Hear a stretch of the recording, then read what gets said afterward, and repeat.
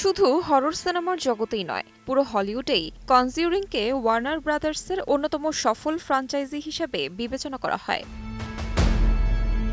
এ যাবৎ ৮টি সিনেমা মুক্তি পেয়েছে এই ফ্র্যাঞ্চাইজির, যার প্রায় সবগুলোই সাফল্যের খাতায় নাম লিখিয়েছে।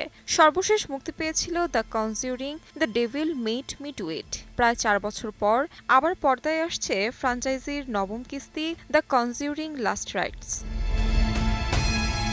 ৫ সেপ্টেম্বর আন্তর্জাতিকভাবে মুক্তি পেয়েছে মাইকেল শ্যাপস পরিচালিত এই সিনেমাটি, যেখানে প্যাট্রিক উইলসন এবং ভেরা ফার্মিকা প্যারানরমাল তদন্তকারী এবং লেখক চরিত্রে অভিনয় করেছেন।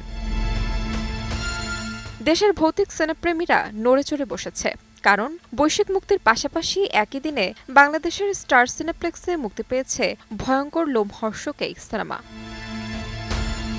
তাহমিনা তন্নি, সময় সংবাদ।